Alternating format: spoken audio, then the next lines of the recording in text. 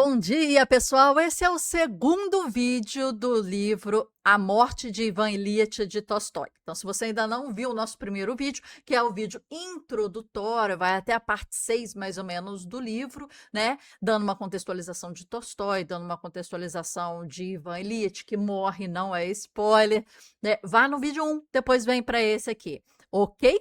Vamos lá!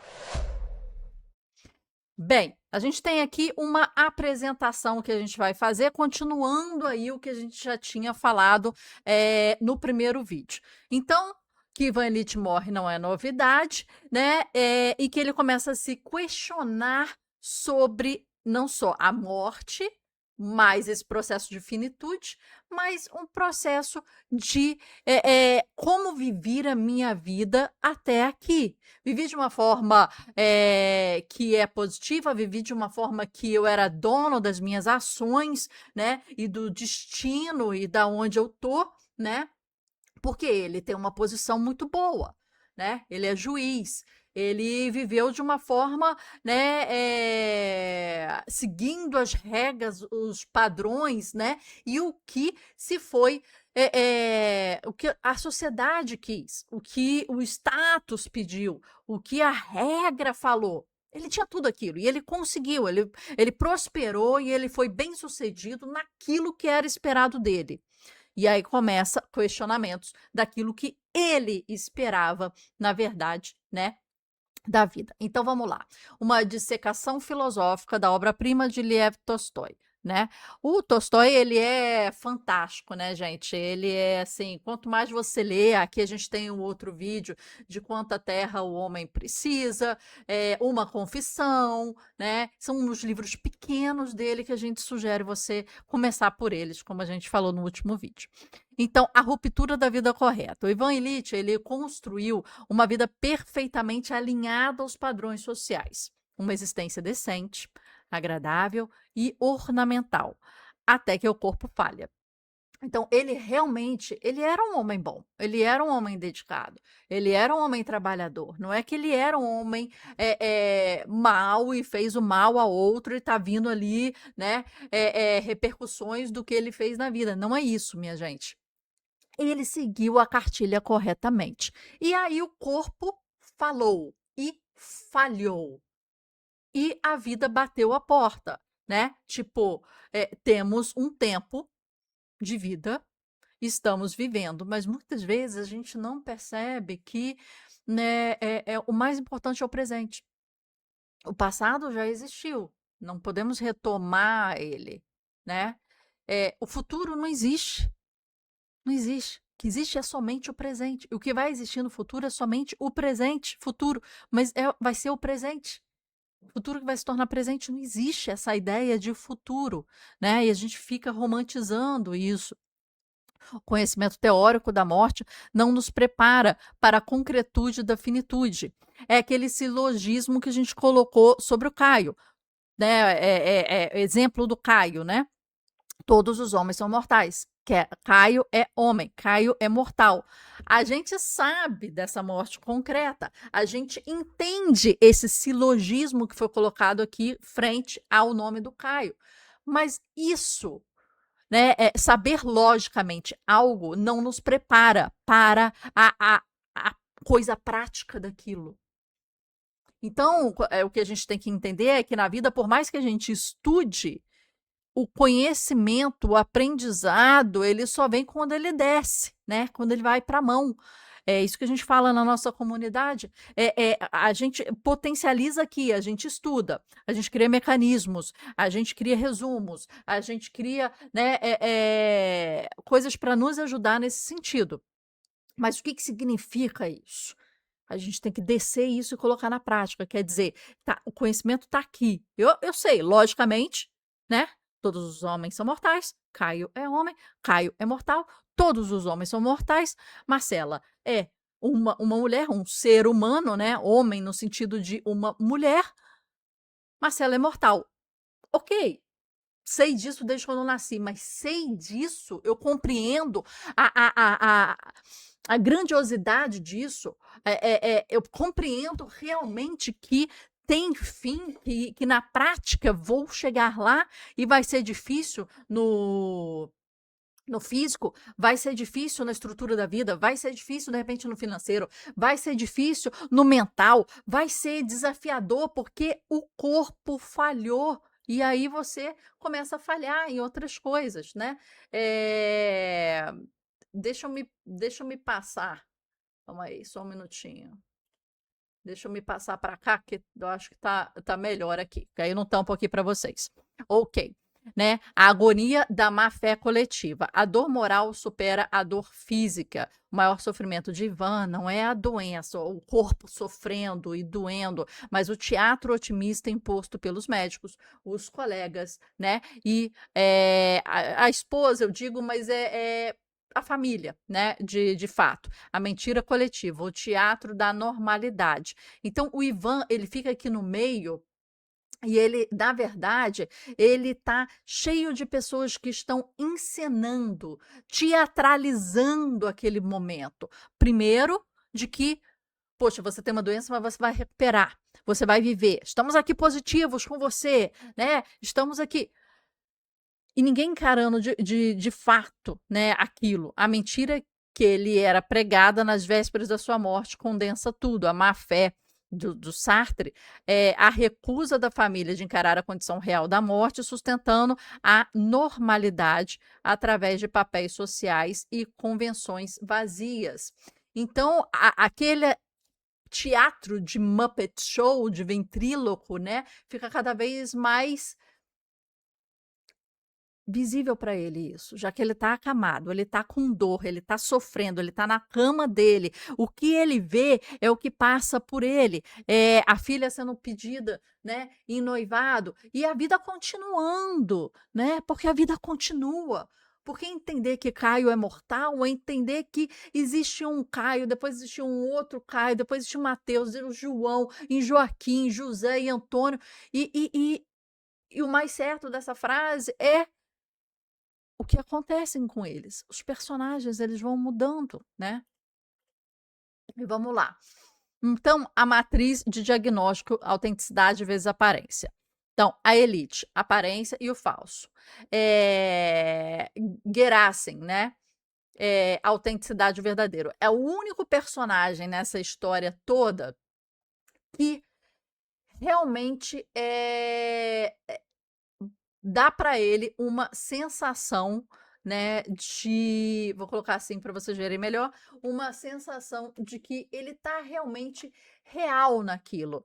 Ele não está criando um cenário, um teatro para aquilo, ele está realmente encarando e sendo mais sincero e honesto com o Ivan frente aos sentimentos, ao medo, ao momento que é aquilo. Então, a elite, a aparência e o falso. Os personagens, médicos, colegas, esposa e filha. O comportamento, piedade teatral, falso, otimismo falso, fuga da realidade, tratam a morte como inconveniência. É chato para ele se você está doente. É inoportuno para ele você precisar de mais dinheiro, de mais atenção, de mais carinho, de mais cuidado. Virou uma coisa chata. Porque eu quero viver minha vida e tem aqui alguém chato me prendendo, me amarrando, né? Filosofia, a civilização corrompida, o simulacro e o amor próprio. Então, essa aqui eram os personagens dos amigos, que a gente viu no início, a primeira página já mostra, né, os amigos. Quem é que vai ficar com o lugar dele no trabalho? Os médicos, né? A esposa, que tenta otimizar os ganhos frente à morte dele, e a filha, tá querendo viver a vida dela, noivado, adoidado, e tá fingindo naquele cenário. E aqui os personagens que têm mais autenticidade e veracidade naquilo que sentem e que falam, né? O humilde ajudante, copeiro, o Gerasim é um dos únicos, né? Além o filho, um pouco, que se coloca honestamente na situação, sabe? Que se compadece, olha, tem empatia, né? Comportamento, segura os pés do doente sem repulsa, aceita a finitude, todos nós vamos morrer, por que não me esforçar, né? A filosofia, a bondade natural e a ética anterior à teoria de Rousseau. Então, o que a gente tem aqui? Vamos lá. O paradoxo da montanha, né? A vida ornamental de aparências, que é essa aqui, que sobe aqui e vai, né, se multiplicando nisso de viver de aparências, e a vitalidade e a verdade interior. Então, a infância, a faculdade, o casamento e o juiz. Isso aqui é esse paradoxo. Ou você vai para cá, ou você vai para cá, né? O afastamento progressivo da vida, o que a sociedade chama de sucesso, a alma reconhece como declínio, como se eu caminhasse pausadamente, descendo a montanha e imaginasse que estava subindo, né? É esse paradoxo aqui, né? Ele imaginou que ele estava subindo, porque no ornamento das aparências da vida, o que lhe era solicitado, ter família, ter filho, ter dinheiro, sustentar, ser bem-sucedido no trabalho, etc, né? Aquela cartilha, né, de tudo, o que era pedido para ele? Suba a montanha, né? Suba a montanha. Vai aqui, ó, sobe aqui a montanha. O que isso quer dizer, né? Você está indo para cima. Só que, né, o que a sociedade chama de sucesso, a alma reconhece como declínio. Só que ele, na verdade, em valores, em entrega, em sentimentos puros, honestos, etc., ele estava fazendo esse caminho aqui, enquanto ele estava se elevando no que a sociedade disse que ele tinha que se elevar, né? E aí, aqui, vamos lá, a física da morte. A aproximação do fim altera a percepção do tempo e do espaço, na razão inversa dos quadrados da distância para a morte. Então, uma pedra em queda, aceleração terminal. E o vagão do trem, a ilusão do avanço.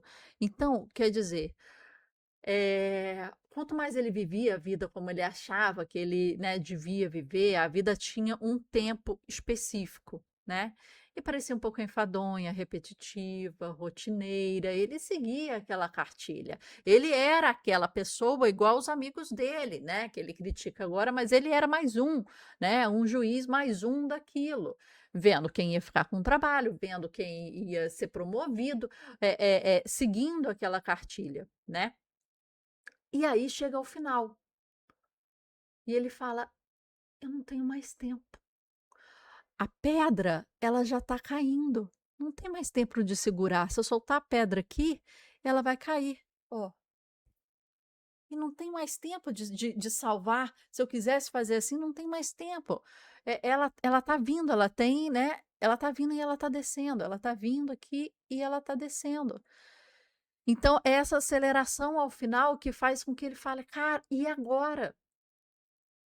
Eu não tive esse wake up call, essa acordada, esse chacoalhar, né, antes. Agora não há tempo.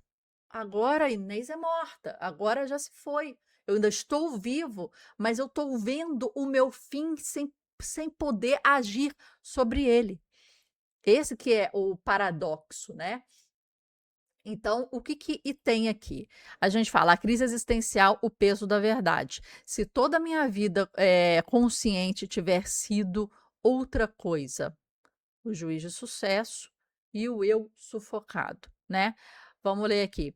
A constatação. Os pequenos impulsos que ele sempre sufocou para se adequar ao que as pessoas altamente colocadas consideravam correto, eram, na verdade, os impulsos genuínos, que ele foi fazendo assim, ó.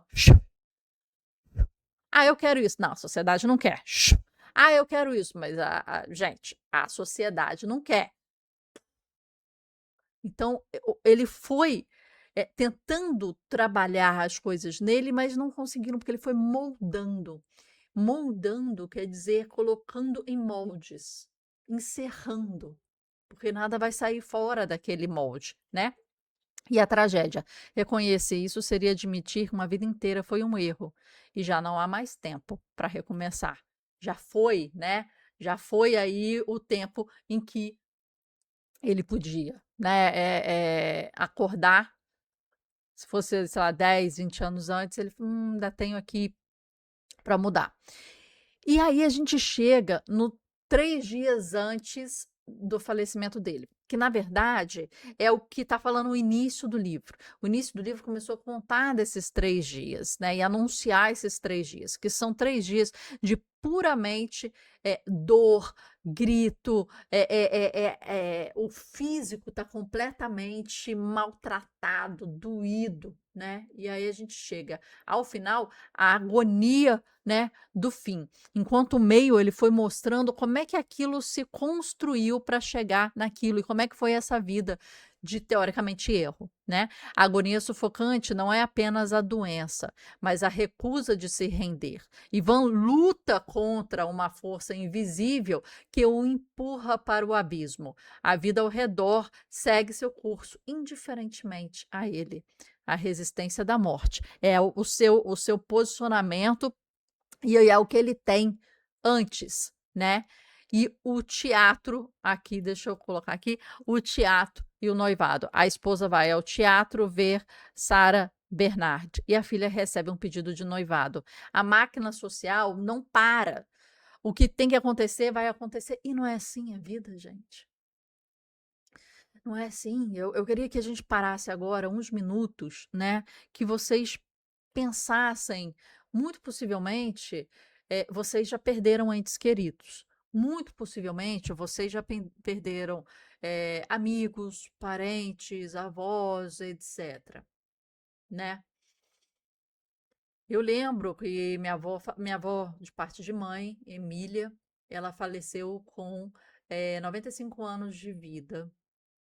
Uma pessoa que é muito forte, mentalmente muito ativa, à frente de empresa, de projetos sociais, né? Uma pessoa que teve uma vida, se você for ver, tipo, maravilhosa. O meu avô foi prefeito de cidade em 2 mandatos, ela foi primeira-dama em 2 mandatos, fez realmente diferença naquela cidade, sendo que diversas pessoas foram ao velório e comentaram casos que ela tinha ajudado, casos que ela tinha, né, feito coisas positivas. E o que acontece? Você vê a força da vida de uma pessoa, né? No que ela deixa. Eu não falo de legado, legado não, mas assim, é, você morre quando a última pessoa se lembra de você. A última pessoa se lembra de você. Van Gogh está vivo, Michael Jackson mais vivo do que nunca, Elvis Presley, a gente fala, a gente canta, a gente entoa, né? Os clássicos aqui, Dostoiévski, Tolstói, toda hora, as suas palavras, os seus pensamentos, a sua história de vida, né? Mas a gente lembra as pessoas que viveram com a gente, que dividiram a vida com a gente, já não estão mais aqui. Como é que foram esses últimos momentos delas? Foi tipo assim, não há mais tempo, queria ter feito mais.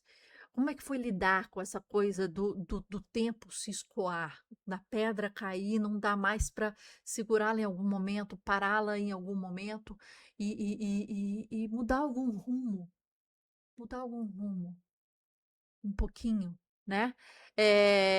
Como é que foi isso para elas? Pense. Eu tenho uma amiga que faleceu de câncer com 30 e pouquinhos anos, muito, muito jovem. E ela sempre me falou, eu acho que eu vou morrer cedo. Ela tinha lupus. E depois ela teve um câncer e realmente faleceu muito cedo, né? Mas era uma pessoa completamente recheada de vida. Tinha um humor fácil, tinha uma leveza no trato, tinha uma presença e muitas pessoas falam disso, né, do Paulo Gustavo, muito muito eu ouvir falar, tipo, é uma pessoa que viveu muito rápido no sentido de intenso, eu quero dizer, é melhor a palavra, muito intensamente, porque parecia que tinha que condensar uma vida inteira num momento menor, né? E parecia que aquela intensidade estava dizendo desse pouco tempo que a pessoa tinha, né?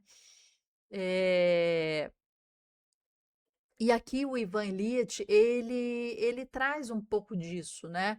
Um pouco desse desespero ao final, entendendo a potência do tempo que a gente pouco entende no nosso dia a dia. Mais um dia que se passa, mais uma segunda chata, mais uma quarta-feira tribulada, mais um domingo que vou ficar de couch potato deitada no sofá, mais não sei o quê. Só que é a sua vida passando. Esses dias enfadonhos, chatos, elas são sua vida passando, né? Então, pense nessas pessoas um pouco, como é que foi esse momento delas e o que que a gente pode trazer de aprendizado? Como é que intensifica? Como é que modifica? Como é que faz a diferença, né? Como é que você se torna, assim, lembrado, mas não por ser lembrado, não por ego, entende? Não por ego. É, é, é, a pessoa consiga entoar os seus pensamentos e sua biografia muito tempo depois, sabe? Então, o primeiro passo, né? O filho adolescente agarra a mão do pai e chora. Então, o filho quanto o copeiro eram as pessoas mais próximas. Esse é um momento que ele começa a entender o fim de uma outra maneira, quando o seu filho pega na mão e chora. Pela primeira vez, Ivan se sente raiva, não sente raiva da família, mas compaixão genuína. E terceiro passo, né, dessa junção aqui que o filho consegue fazer essa transposição com ele percebe que a sua morte os libertará do sofrimento. Não deixa de resistir, não por si mesmo, mas pelos outros. O sagrado revela-se no contato real e não no ritual. Então ele começa a entender que a não luta dele com aquilo é um processo natural e que sua família o tem como um pezinho e que ele resistir, né? Ele deixar de resistir não é por ele, não é porque ele não quer viver, mas é porque aquilo já está muito forte para ele, para a família, né? Então ele começa a ter uma mudança de mindset, né? Nos momentos finais, Ivan tenta pedir desculpas à família, mas a sua fala falha, o seu corpo falha, a fala falha, perdão, um olhar para o passado, essa é a intenção, o reconhecimento de uma vida falsa e carrega o peso da culpa e da resistência. E aí ele vai, deixe-me passar, o ato falho, um olhar para o futuro, a aceitação imediata da situação dele presente, e a morte deixa de ser uma inimiga e torna-se apenas uma passagem. Então você vê, no início, os questionamentos do Ivan, eles são: por que isso? Por que comigo? Por que essa doença? Por que que essa coisa é tão boba? Por que uma vida assim? Por que... Então, assim, é uma é uma briga. E aí depois ele vai achando a sua paz. A morte acabou, não existe mais. Ao aceitar a finitude e sentir compaixão, o medo desaparece. Onde antes havia pavor do vazio, agora há clareza.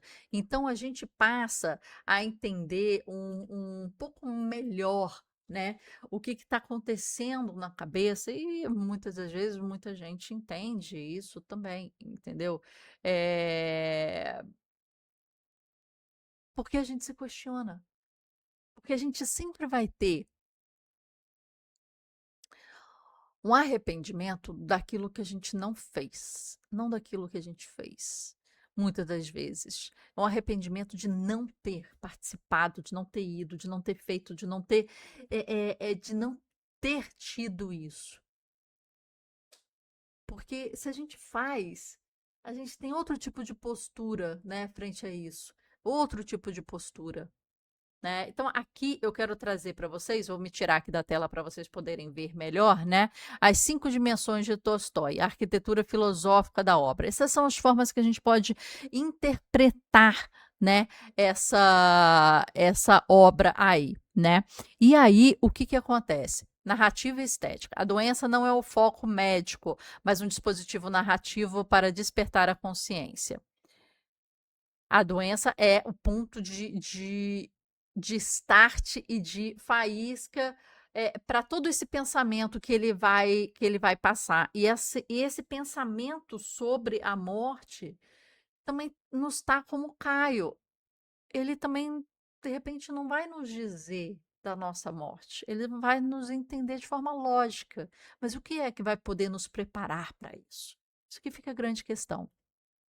Existencial. A tensão entre viver corretamente o padrão social versus o viver de verdade, autenticidade. Então, esse é um outro ponto que é discutido aqui. A moral, a hipocrisia como estrutura coletiva versus a bondade natural e despojada. Então, Rousseau e Guerassin, que é o copeiro, né? Epistemológica, a insuficiência do conhecimento abstrato, silogismo de Caio, diante da experiência concreta. Então, isso que a gente falou, não adianta você saber que todo mundo morre para você entender o que, que é a morte quando ela acontece ou está acontecendo com você. Não importa você saber a regra X, todo mundo morre, ok, ótimo. Quando acontece comigo é outra coisa, são outros 500. A gente não acredita, a gente não acha que vai, a gente não. A gente fala, cara, comigo não, comigo vai ser diferente, né? E aí, vamos lá. Teológica e espiritual. A redenção não ocorre via doutrina, a comunhão falha, né? Mas através da compaixão pelo outro. Então, quando ele começa a parar de criticar o teatro em que ele fazia parte, quando ele começa a entender que está realmente no final, que a ampulheta ela está terminando a areiazinha de escorrer, né? E que ele tem que olhar para aquelas pessoas com outros olhos, porque vai continuar. Porque vai continuar. Acho que faz 8 anos que minha amiga faleceu, faz mais de, acho que 15 anos que minha avó faleceu, faz mais de 20 anos que meu avô faleceu. Vai continuar. A vida continua, apesar de você. Esse é o ponto.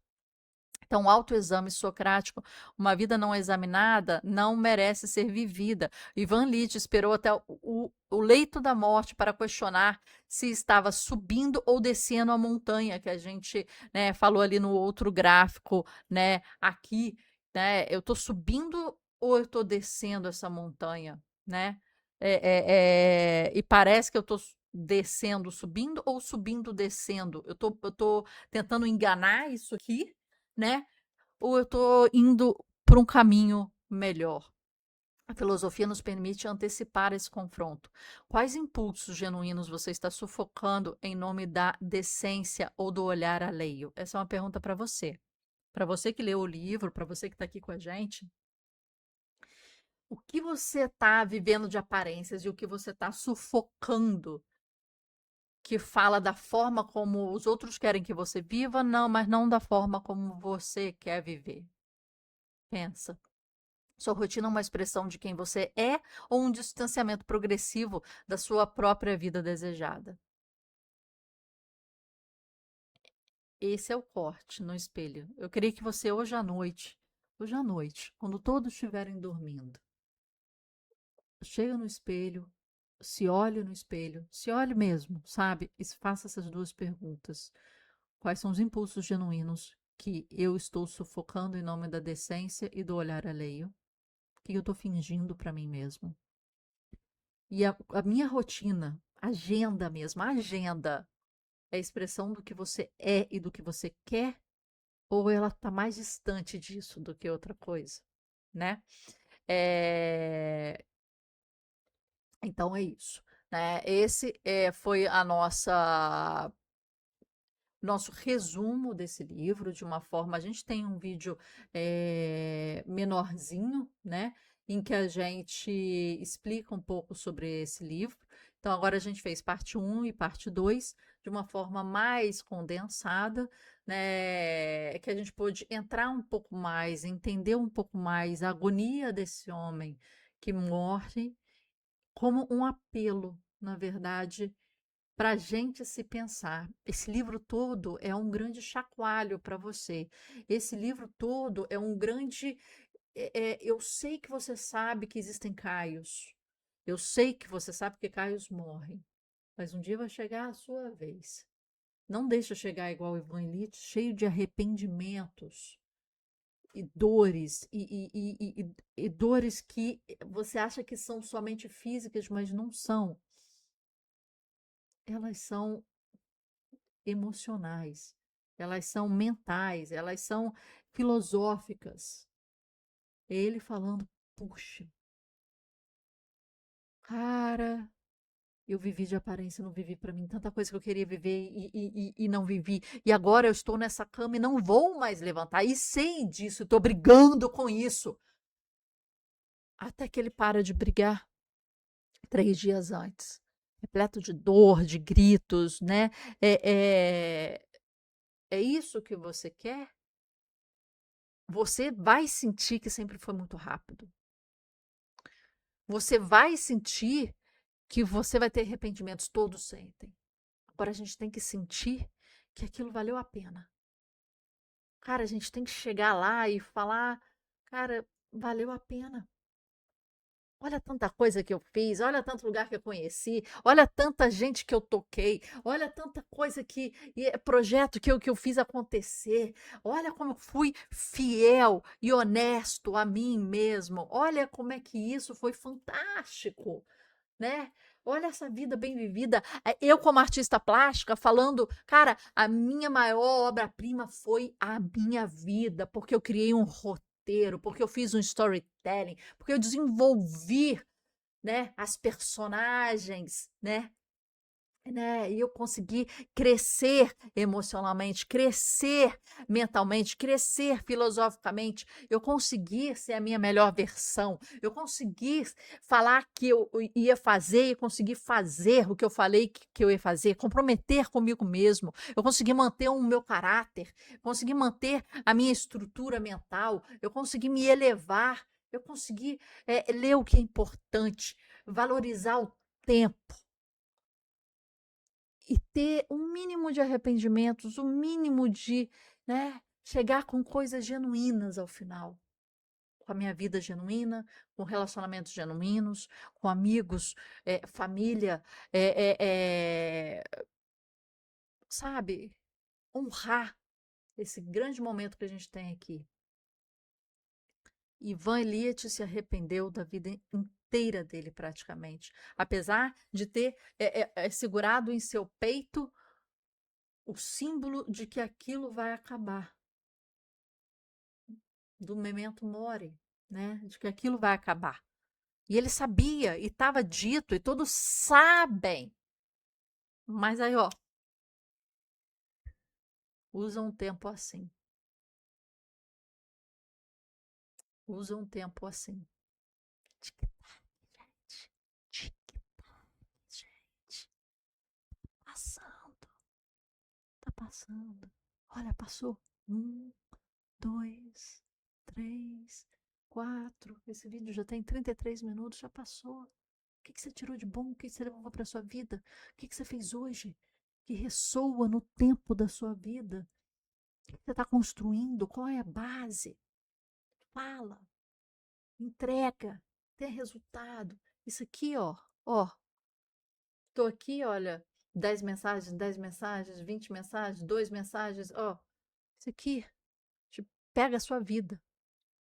Isso aqui pega a sua atenção. Isso aqui, ó, é um grande mal, né? Tá roubando o tempo da sua vida. Reganhe, reganhe no sentido de ganhe de volta o tempo da sua vida. Não deixa passar, não deixa escorrer. Memento mori, lembre-se da finitude. Mas não no sentido mórbido, lembre-se porque você tem que fazer da sua vida a sua grande obra de arte. Esse é o ponto. Esse é o ponto de Ivan Ilitch te chacoalhar e sofrer do jeito que ele sofreu e passar por essas é, é, é, é, é, é, refinamentos filosóficos e regurgitações filosóficas ao final, porque ele sofre, porque ele não desejaria aquilo para ninguém, porque ele está ali falando: caraca, me dê mais um tempo, mais uns anos. para eu fazer diferente. E ele não teve tempo. A gente tem. A gente tem. A gente está aqui. Faça. Mude. Faça. Você tem tempo. Você tem tempo. Pelo menos você tem o presente. E o presente não tem esse nome porque ele é qualquer coisa, não. O presente ele tem esse nome porque ele é um presente. Então agarre, abrace, desembrulhe e viva. Porque é só isso que a gente tem. Não existe futuro, não existe passado mais. É só o presente, minha gente. E pode ser a reta final. Bora! Bora viver! Bora viver adoidado, bora viver feliz, bora beijar, agarrar quem a gente quer, abraçar, bora dizer que ama, né? Bora fazer projetos, bora conseguir, bora ralar, suar, tentar, falar de coração, de alma, né? Essa aqui é uma obra-prima, essa aqui é a obra que eu gosto de dar para quem está com aquela vida rame-rame. Rame-rame. Bora lá, gente! Bora lá, gente! Sacode, toma banho frio, minha gente, e sai pra vida! Uou!